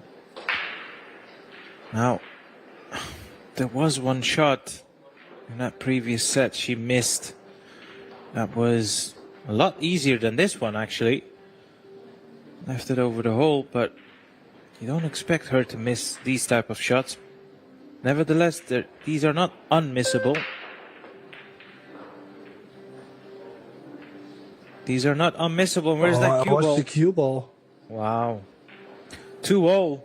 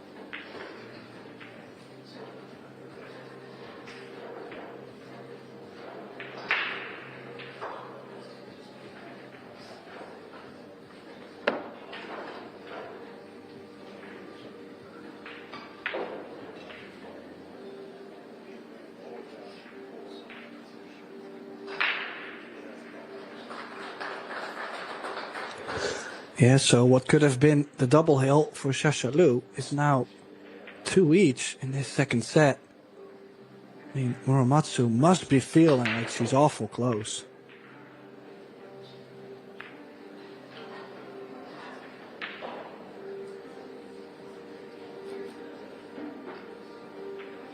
That's been the complexion of the entire match, really, Tim. It's swung both ways, the chances, and I mean, either of these two ladies, if they can find some decent form, can still win it, because, like I said, both of them have had plenty of chances per set.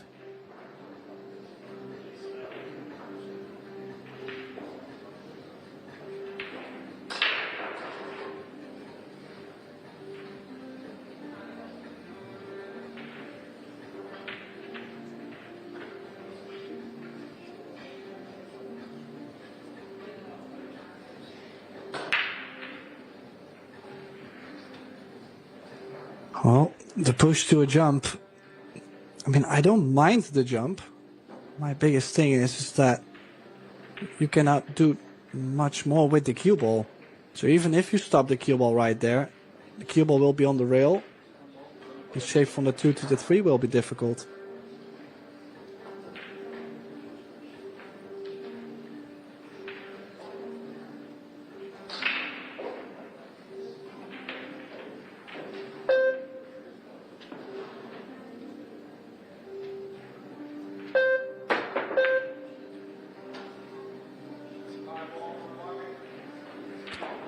Now, any caroms or combinations on the 10 are not a win. The 10 ball will be respotted. Now, if she calls it and it goes in, of course, she may continue. I mean, I'm not assuming she will do it, but just making sure everybody's aware. It's not a direct win.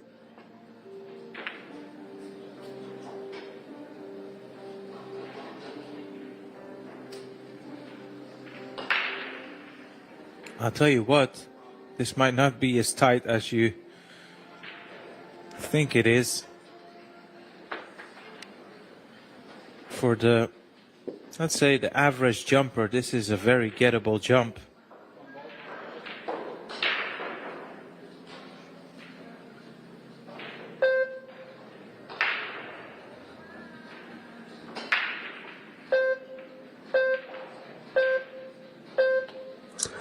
Well, the rail first, definitely an option too. Played it nicely. Looks like the cue ball is going to get on the 2, but not straight enough. She might have to run into this 3 ball.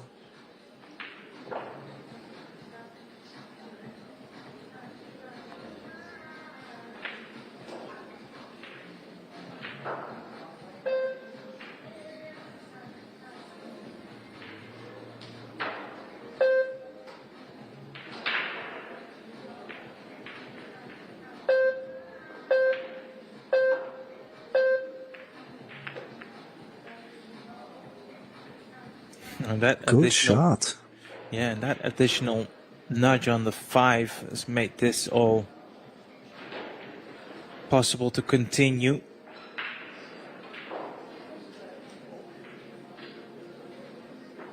I was just wondering if she could go forward here, in between the gap of the 5 and the 8, or draw. Well, I mean, if she's going to draw, it's going to be a lot harder in terms of pace in the cue ball. She can just slightly cheat the pocket, go forward with some left spin. A cue ball can come inside the gap of the 5 and the 8. Oh, she's going backwards.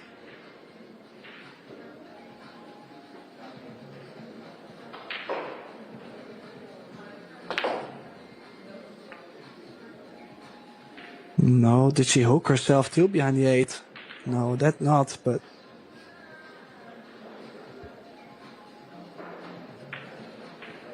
That's where the good news ends. Yeah, I was gonna add something more to it, but the only good news is she has maybe a thinner on the 4, cue ball under the 5. But that's it for now.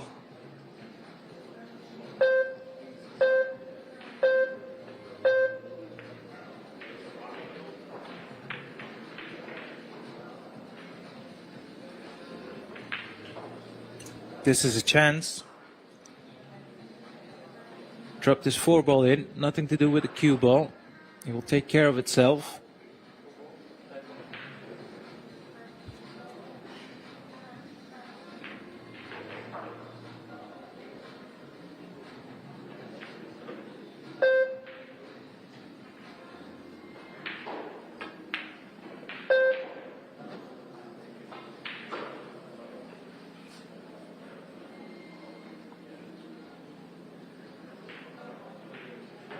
Now, considering the angle, as you can see, it's a much more sensible option to take that 7 into the top left.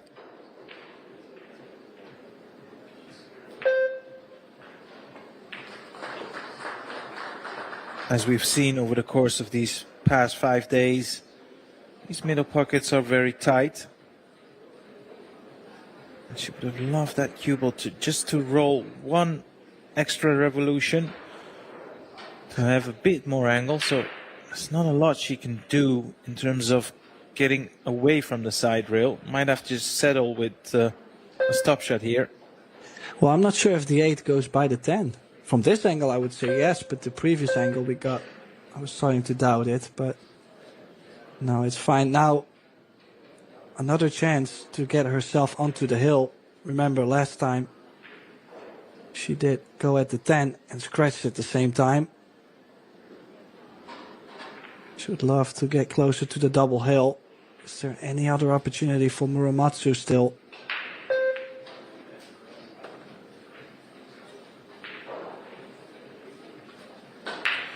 It's all about making this 9 ball and leaving your cue ball on the table. I mean, that 10 ball is sitting in a spot where it'd be hard actually not to land nice on it.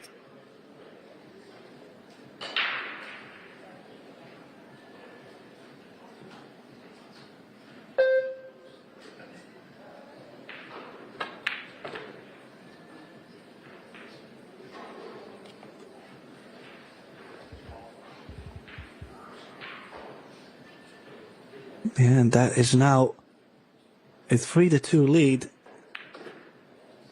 A double hill for Shasha Liu. Yeah, what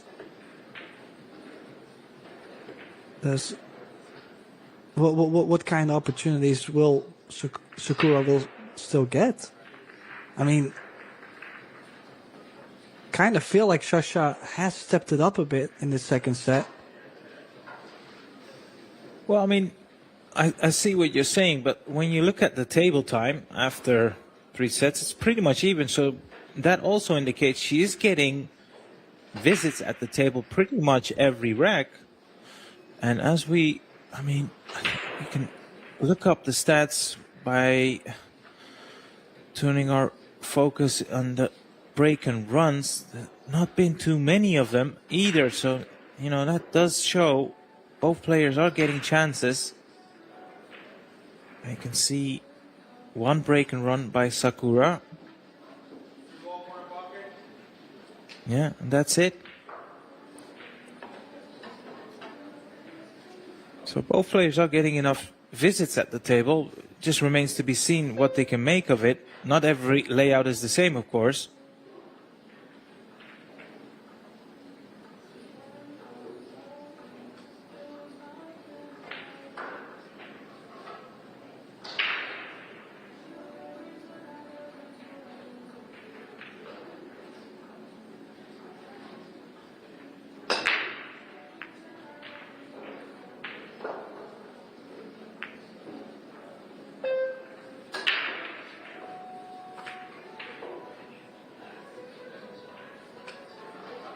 Yeah, makes the 1.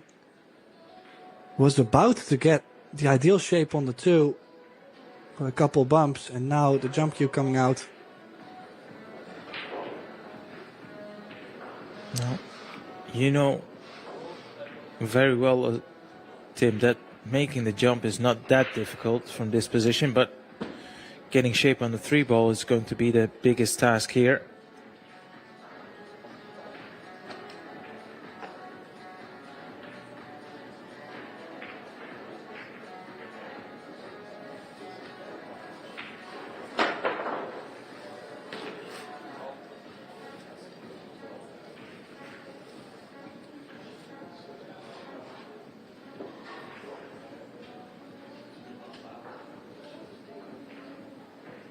Yeah, she got a bit of swerve on that cue ball. It spinned mid-air. Happens, you get a bit of unwanted side. Both ladies are being tested to the limit in terms of patience and, mental fortitude.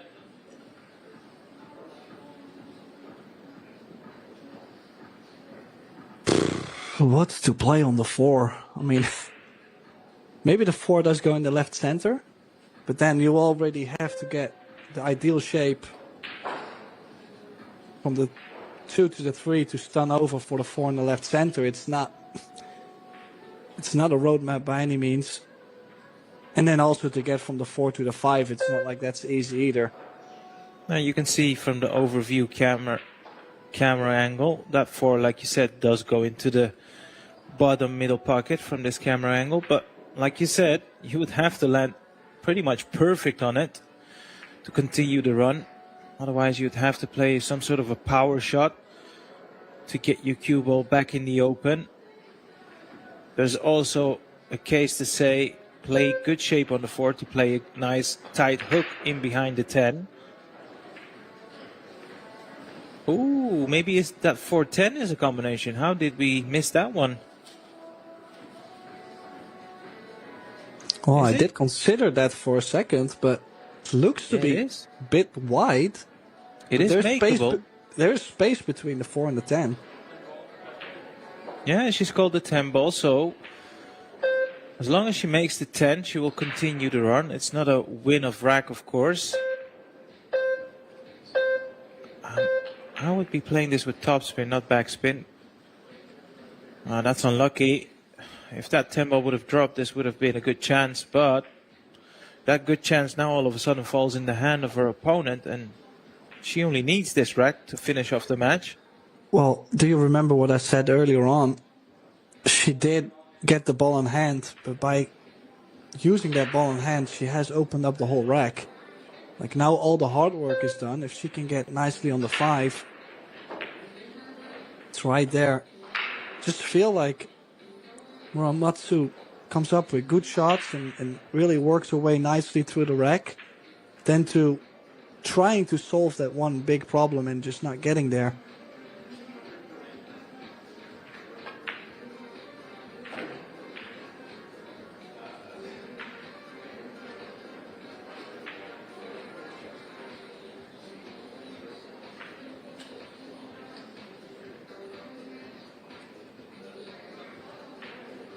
Make no mistake about it, this is a clear-cut chance to finish off the match right here, right now.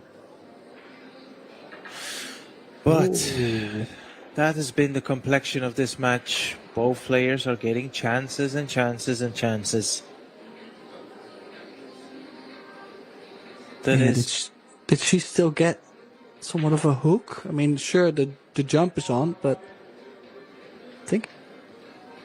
Yeah, I think she can even swerve this. That's not without any risk, of course. Yeah, I think she can even hit the rail first as well. Yeah, so she should be okay. It's all about controlling the cue ball, of course. Needs that to bounce, needs that to stop. Well, it did stop. Oh, well, I mean, it's time to play another safety. You have to bank the 7 to the top short rail and get distance in.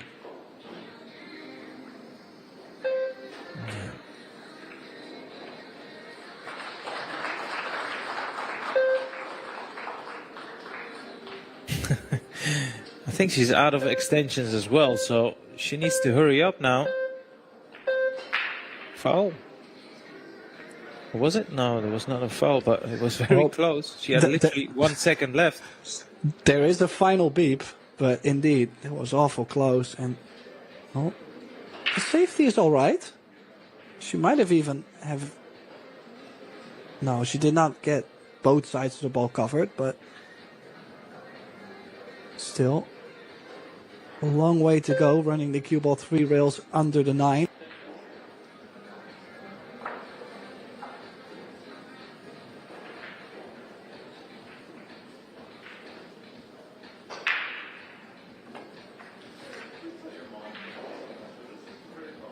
Wow. Yeah, that's not Razor safe. thin. That's not safe.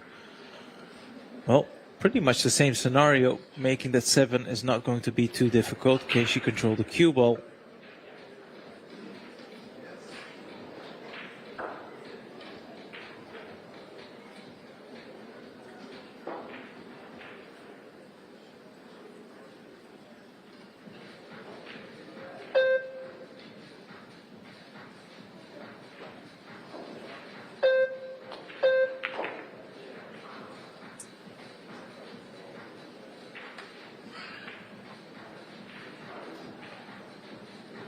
Well, the nerves are definitely in this arena.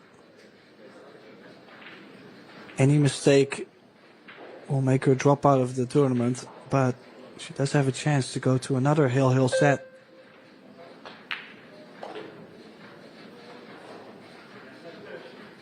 You do wonder, Tim, how much do these both ladies have left in the tank? I mean, if she can finish off this chance, which she should really, and then somehow win the next rack, we're going into a deciding set.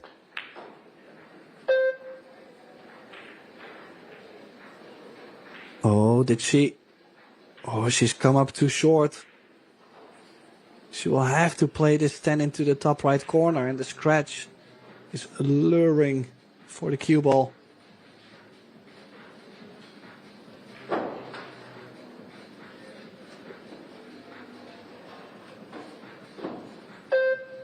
I feel this cuts, you know. Oh, well. She's Running out of... 3-rail bank shot. Play that with an element of safety. That's a good pace. But this is bankable. Remember David Al-Qaeda, World Pool Masters? Oh, she has that same idea. She'd be able to duplicate that shot. Kind of feel like you gotta shoot this to win. You know, there's no safety in mind on this.